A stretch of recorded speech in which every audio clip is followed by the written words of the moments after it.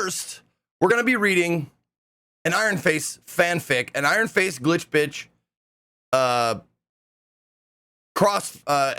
slash fic by our very own friend of the show, Alethea Ashton. She made another one. Yes, there is another one. Let me see. I've got to get... Okay, hold on a second here. Let me do this. There it is. There. one more.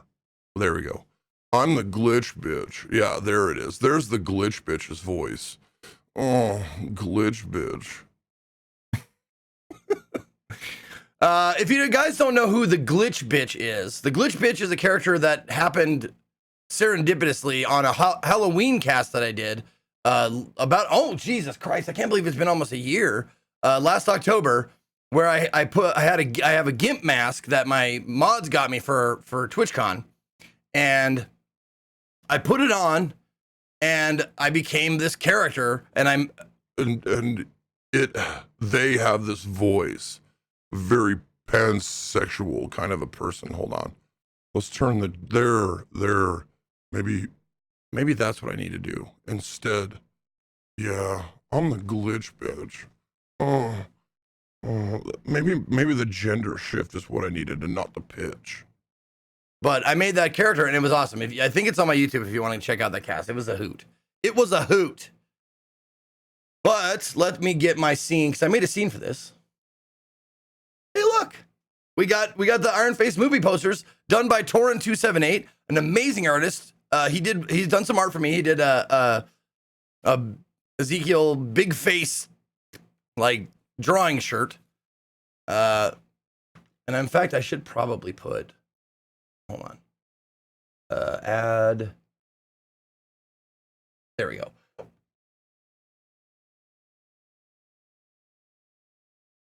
Okay. Artwork by Torin. And if one of my mods want to put hashtag Torin in the chat, please, so you can find his site, because he does awesome artwork. He's an amazing artist.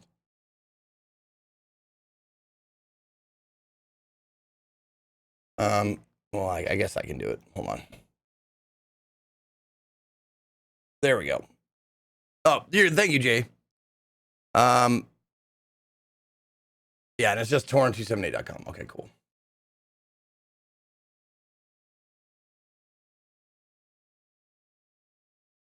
Oh, check his portfolio at Torin278.com. There we go.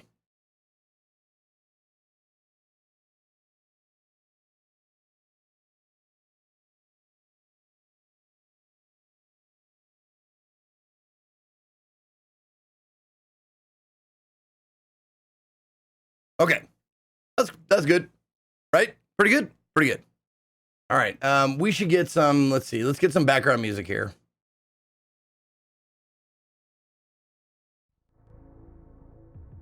There we go. I love it.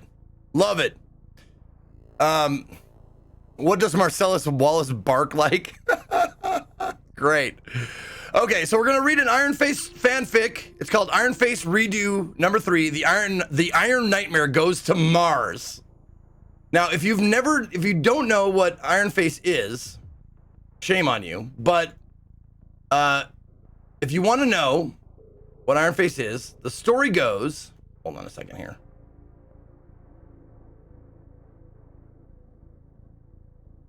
There we go. This one's too small. There it is. Now it's evened up. Okay, the story goes, my buddy Sour Kool-Aid Show. Check him out, twitch.tv/Sour Kool-Aid Show, all in one word, obviously. But he is a prolific storyteller, my buddy DP, and he started early. He made these stories up when he was between the ages of 9 and 11 years old about this Metal Masked Killer, obviously inspired by Jason Voorhees.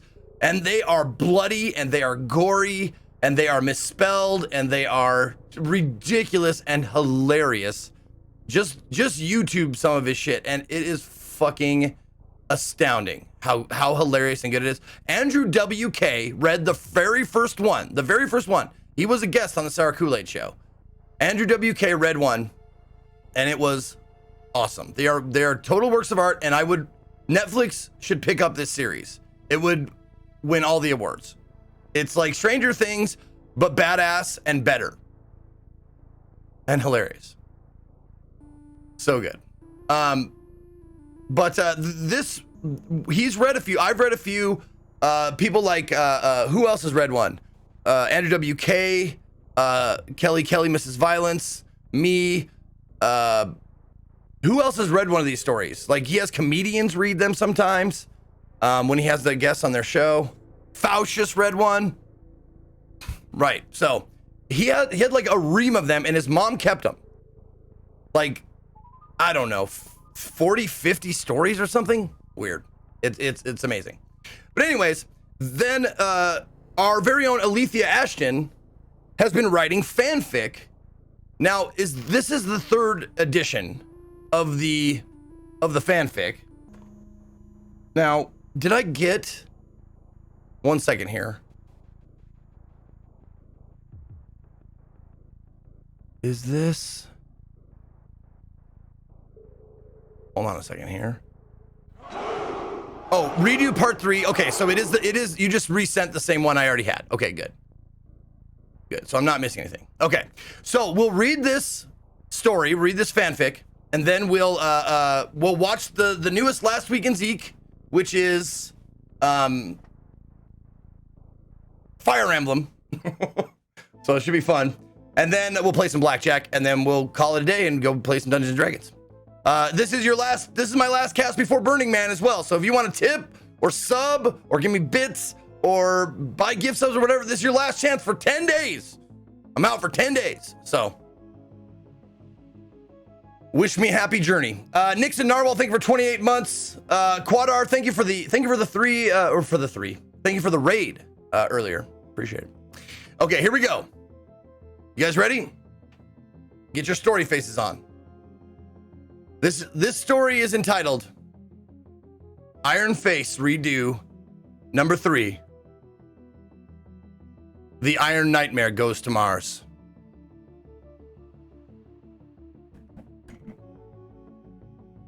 IronFace woke up in pure blackness.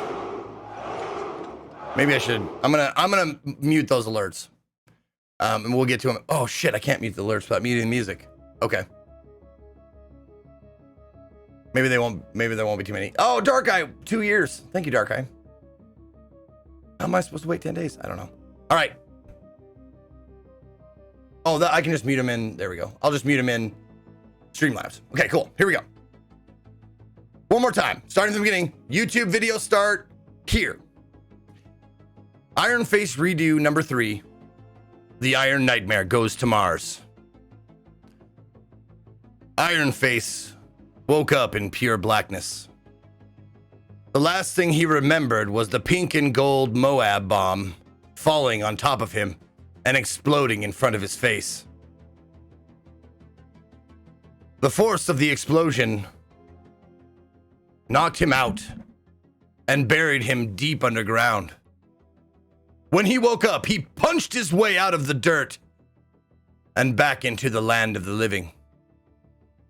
One thing I should mention, Alethea is trying to copy a 9-year-old boy's writing style, and she does a fantastic fucking job. A steel-tipped nylon whip was coiled lightly in his meaty fist. The whip belonged to the love of his life, the Glitch Bitch. IronFace looked around, but Glitch Bitch was nowhere to be found. IronFace had been holding their unconscious body in his arms when the bomb exploded on top of them. He pawed at the soft earth which he had just emerged from, but no amount of digging showed any sign of the Glitch Bitch.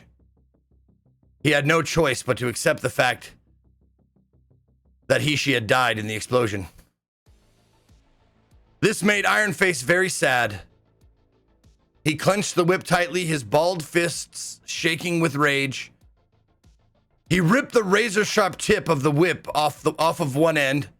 Then he ripped the soft nylon body of the whip out of the top of the handle. Finally, he shoved the steel tip into the handle, creating a makeshift butcher knife. It had been a very long time since IronFace had held a blade in his hand. It felt familiar and comforting. But it was missing one thing: the blood of the innocent. IronFace knew exactly how to fix this problem, though. He would make his way to NASA, steal a rocket ship, and track down the murdering pimps who had stolen his love from him. And he would brutally murder anyone who got in his way. Finally, when he got to NASA headquarters, his first stop was the Chinese food restaurant just down the street. IronFace ripped the back door off its frame. Oh, wait. IronFace ripped the back door out of its frame and stormed into the kitchen where the line cook, Jackie J. Oh, Jackie. Jackie J, you're fucked. I'm sorry, Jackie. Jackie J was chopping vegetables with a giant butcher knife of her own. The knife looked shiny and sharp, and IronFace wanted it. But Jackie refused to give it up. Hey, this is a private kitchen. You're not allowed to be in here? Question mark? Jackie screamed at the masked murderer. I love the question mark. Instead of listening to her, IronFace grabbed one of the giant carrots she was chopping and shoved it into her left eye socket. Oh, man. You know why rabbits don't go blind? Because they shove carrots in their eye sockets. The pointy end sliced through the back of her skull. So shoved it so hard it popped out the back. She was still alive and flailing, though.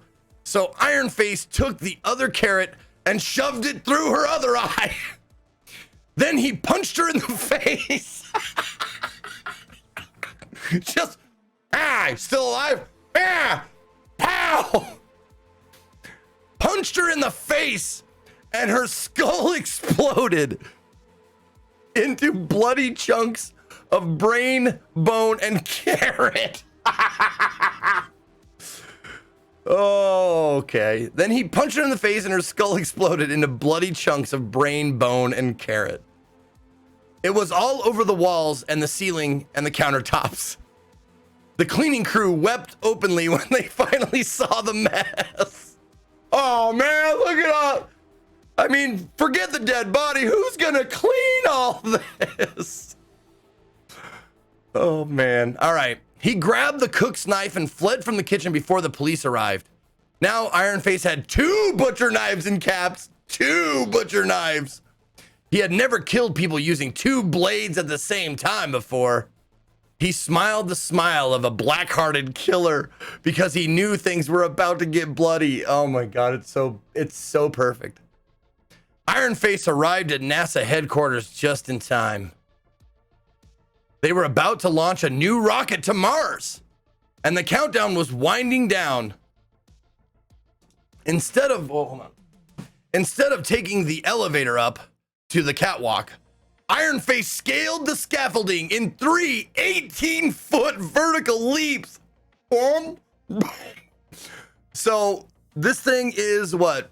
What's 36 plus 18? 54? It's 54 feet high. When he got to the top and climbed onto the catwalk, he came face to face with Debbie the astronaut. Hi, I'm Debbie the astronaut. Oh no, Debbie. Debbie, oh God. Hey, this is a private launch pad. You're not supposed to... Oh wait, no. Oh, yep. I thought I was reading... I thought I went back. Nope. Hey, this is a private launch pad. You're not supposed to be here? Question mark. Debbie screeched at him. Debbie the astronaut thought she was so smart and pretty, but she wasn't smart enough or pretty enough to avoid getting her throat slit wide open by Ironface's razor sharp knives. He crossed his arms in an X. Yeah, X gonna give it to you. And drew the sharp blades across both sides of her throat as he straightened his arms back out. The front of his shirt was soaked red with waterfalls of blood. Oh, God. No. 10, 9, 8. The loudspeakers blared. The command center was seconds away from launching the rocket into space. Ironface had only a few moments to get on board, or he might lose the opportunity to avenge his lover's death forever. But there were a lot of people he still had to kill along the way, including astronauts Van and Larry. Where the fuck did these guys come from? Did he just know their names? Like, he just knew it, just psychically knew Van and Larry. Or were they from the previous story? All right, hold on. So he has to go to, he's gonna go to NASA, steal a rocket ship, and track down the Marine Pimps. Okay, so he's stealing a rocket ship now. That's what he's doing. Okay, but there were a lot of people he still had to kill along the way, including astronauts Van and Larry. They ran out of the rocket towards him on the catwalk, hoping to intercept him. Instead, Ironface cut into Van's belly and intercepted his large intestine. Oh man. Oh, that was a bad one. He ripped it out of his stomach and slapped him across the face with it, sending him tumbling nearly 35 meters to the ground. Specific measurements. Very, very Ironface. Van did not survive the fall and died with the smell of his own shit on his face. Oh, now you might have to edit this, Alethea, if you want it to be true to form. Ironface stories don't have any swearing. They do not have swearing in it. So, all right. So poop with the smell of his own poop on his face. That'll do. Hold on. 7, 6, 5. The countdown continued. Larry met an even more gruesome fate. More gruesome than intestine falling and shit on your face? Ironface jabbed his thumb and 2 fingers into Larry's mouth and eyes. Oh, so he went like thumb, fingers, or like, yeah, I'm guessing like in the mouth and then poke the eyes. Oh, God. Oh, Ironface jabbed his thumb and 2 fingers into Larry's mouth and eyes, snapping his head from his body at the neck and turning his now lifeless skull into a human bowling ball. I get it. One-handed. He does one-handed like a bowling ball. Ironface tossed Larry's head down the walkway towards the rocket, knocking 14 more astronauts over the edge. How? There's 14 astronauts? This is a big-ass rocket. Knocking 14 more astronauts over the edge and sending them all tumbling to their deaths screaming. That's 14 more. How many's he got? What's the death count? 17? You got the cook. You got 2 astronauts and then 14. So 17 total? Or who am I missing?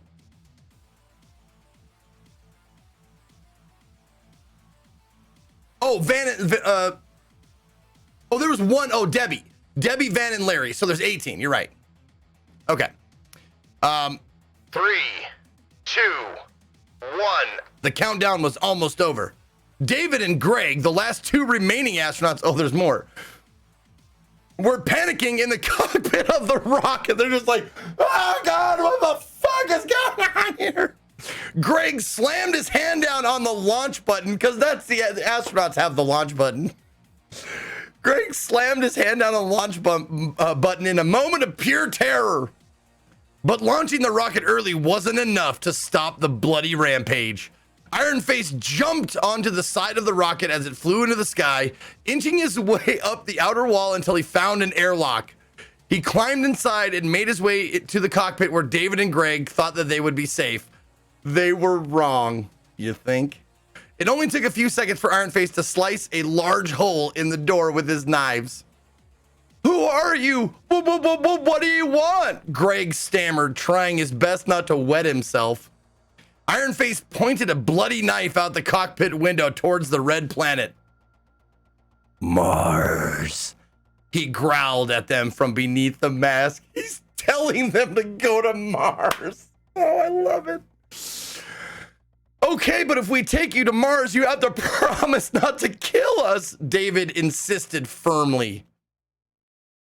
IronFace growled at them again from beneath the mask, but reluctantly sat in one of the cockpit chairs and strapped in.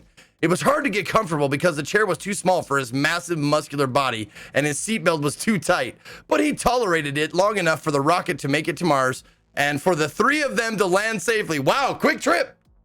Just on to Mars. Here we are at Mars. No problem. Then he unbuckled his seatbelt, snuck up behind them, and stabbed them both in the back 37 times each. Just like, just stabbed them 37 times each. Both Greg and David died twitching in large pools of their own blood. Why do we go to Mars, though? Is that where the last, that's not where the last story ended, is it? Maybe it is. I don't know. All right. Oh, he's just avenging. He's just on an avenging rampage. The rocket's landing pad was located right next to a doomed colony. After IronFace exited the rocket and entered the dome, the first thing he saw was a Martian brothel. It was filled with hookers and also had a bar in the lobby. IronFace figured that if his lover's killers would be anywhere on Mars, it would be an intergalactic house of ill repute. He stomped angrily as he made his way inside. IronFace kicked the front doors wide open with his massive boot and walked into the lobby. It was an expansive two-story open space with a high balcony overlooking the ground floor. To his right was a small bar. An old man named Ben with wire-rimmed glasses, a goatee, and a black beanie with a red and white trim. Oh my God. With red and white trim, sat at the bar drinking a Blue Moon. A small black and white cat was curled up on the stool next to him, sleeping peacefully. The bartender emerged from the kitchen with a freshly grilled hot dog. Oh my God, what? What is happening? The bartender emerged from the kitchen with a freshly grilled hot dog. He served it to the old man with a nod and a smile. IronFace hated the smell of beer and hot dogs, so the old man had to die. He approached from behind as the old man was taking his first bite of the hot dog and stabbed him through the back of his skull, skewering the hot dog on his knife. So he's like, the hot dog is like, there it is. There's the emote. God, skewering the hot dog on his knife. When he pulled his knife back out, the hot dog was still on his bloody blade. So he ripped it off and squeezed it into mush with his meaty fist. Just he then he threw it on the ground angrily. Ah! The little cat hopped off the stool and started nibbling on the mush food while his owner bled to death on the bar. Oh, poor Ben. Prostitutes and customers who witnessed the gory murder started running around and screaming in panic. The double doors to the master suite on the second floor burst open, and an angry man with short pink hair and a horseshoe mustache walked out on the balcony. We know who that is. The prostitutes that were in the bedroom with him were sad when he left because he was such a sensual and attentive lover. Damn right. But they were too scared to follow him out of the bedroom, all except for one prostitute in particular who was wearing a leather gimp mask. What? Twist? The BC Warrior was the most popular wrestler on all of Mars. Fuck yeah. He was naked except for a tight pair of black bikini underwear bottoms and dark sunglasses. When he saw the masked madman and his bloody knives, he knew, oh no, no, don't let the, no, BC Warrior, no, he's a nightmare of terror. Don't do it. Don't do it. Oh God, when he saw the masked man and his bloody knives, he knew it was up to him to beat him up and save all the prostitutes from the Iron Nightmare's murderous rampage. He grabbed the nearest chair, jumped down from the second floor balcony, and bashed IronFace over the head with it. That's all you're gonna do, isn't it? That's all you're gonna get. Oh, come on. Brother, you're not supposed to be here, the BC warrior yelled, pointing at IronFace menacingly. He then bounced off some nearby velvet ropes and used the momentum to take a running charge at the masked man. He jump kicked IronFace square in the chest, which sent both of them sprawling. They both scrambled to get back up, but IronFace was quicker. He grabbed the BC warrior by the throat and held him high in the air. But before he could impale him with his butcher knife, a sensual, almost robotic voice cried out from directly above him. Don't you? Oh. No, not that one. Not that one. Hold on. Is it? No, it's not that one either. Where is it? Where is it? Nope. Was it this one? No, it's not that one. Oh, that's right. It's this one, isn't it? Yeah, there it is. Don't you dare hurt my new lover. The voice bellowed, followed almost instantly by the crack of a whip. Did you know that I've released a few of my songs that can be found on Spotify, iTunes, Deezer, and Tidal? There it is. Thank you, Panzatook. Let me open that up real quick. There we go. I'll take a look at that in just a second. Cavavino, thank you for 47 months, by the way. Good to see you. The voice bellowed, okay, followed almost instantly by a crack of a whip. The end of the whip curled around IronFace's wrists, and the razor-sharp steel tip severed the bloodthirsty murderer's hand from his body, releasing the BC warrior from his death grip. IronFace turned around and looked up to see a painfully familiar face staring down at him from the balcony. This time he knew it wasn't merely a trick of the light. His love, the glitch bitch, was alive and well, and had been hiding on Mars this whole time. Back when glitch bitch had regained consciousness after the explosion, she looked all over for IronFace, but couldn't find him. She assumed that IronFace was dead. So the glitch bitch decided to move to Mars so she could spend the rest of their life murdering people with sensual torture in IronFace's memory. The glitch bitch hopped down from the balcony and approached IronFace with a forlorn expression. IronFace reached out with his remaining hand and began to slowly choke the glitch bitch until their eyes bulged from their sockets and tears began to roll down their cheeks. But before glitch bitch could break out their trusty nipple clamps, the erotic reunion was rudely interrupted by the arrival of their arch enemies, Sweetness the Pimp and his friend Bubblegum, the intergalactic pimp of the future. Oh my God. All the cameos. Both Sweetness and Bubblegum pulled out their guns and aimed their weapons at the two sworn adversaries. You remember they've tangled before. They were in the first story, right? Or was it the story before this one? Because this is the third one. Third and final, go big or go home. Hey, Wad, what's up, baby? Been loving your cast, bro. Keep it up. Oh, dude, Wad, good to see you, my friend. One of the longest, people I've known from Twitch and Justin TV. Good to see you, Wad. All right, they were in the second, yes, okay. Both Sweetness, they pulled their guns out and aimed their weapons at the two adversaries. Prostitutes were screaming, and customers were cowering in fear of the impending violence.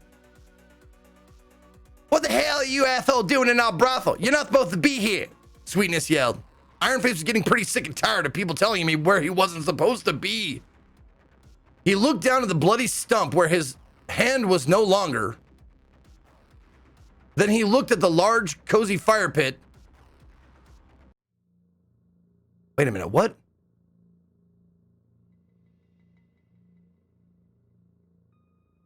Oh shit, the end of the whip, razor sharp steel tip severed the bloodthirsty murderer's hand from his body. Why didn't I fucking stop there? I must have been distracted. His fucking hand is missing. Holy shit. He took off fucking IronFace's hand. Why didn't I? That's huge. That's one of his stabbing hands. Oh my God. Jesus. Okay. It didn't click for some reason. Okay.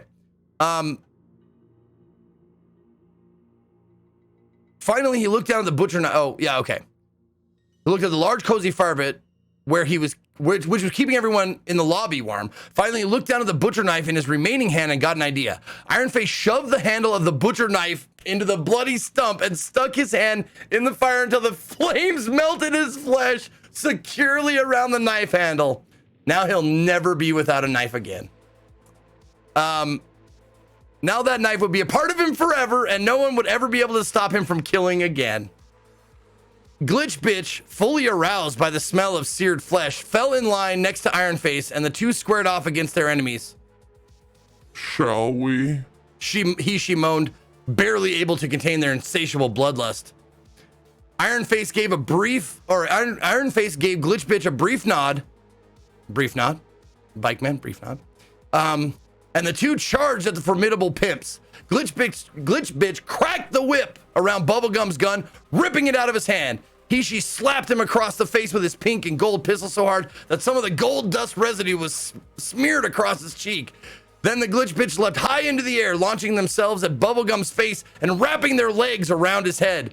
The pimp struggled helplessly as the Glitch Bitch squeezed and twisted. After a few seconds, his muffled cries finally silenced forever when the pressure of Glitch Bitch's muscular thighs crushed his head like a grape. Oh, no more bubblegum. Was it as good for you as it was for me? The Glitch Bitch moaned as she lit up a cigarette over Bubblegum's lifeless corpse. At the same time the Glitch Bitch was taking care of Bubblegum, IronFace lunged at Sweetness. He knocked the gun out of Sweetness's hand and, with a mighty roundhouse, then slashed his glasses off his face with his knife hand on a backspin. Backspin. With his vision impaired, Sweetness was unable to dodge IronFace's next punch, which knocked his metal grill off his teeth and halfway down his throat, causing him to choke on it. Boom! Just clap! The blow also knocked his velvet hat off his head, which IronFace caught in midair with his knife hand. He tossed the pimp hat into the fire pit vindictively a moment before turning around and plunging his knife hand deep into Sweetness's pimp-tastic heart. IronFace, we're almost done here. IronFace and Glitch Bitch looked at each other and breathed a sigh of relief now that their arch enemies were finally dead. They thought they maybe could take over the brothel and live murderously ever after together on Mars, where annoying things like homicide laws and police didn't exist. But this wasn't going to happen. Unbeknownst to them, the self-destruct sequence on Bubblegum's spaceship was connected to a dead man's switch. It had been counting down since the moment his pink heart stopped beating, and there was nothing that anyone could do to stop it. The explosion was so massive that it destroyed the entire planet of Mars, and everybody died. The end.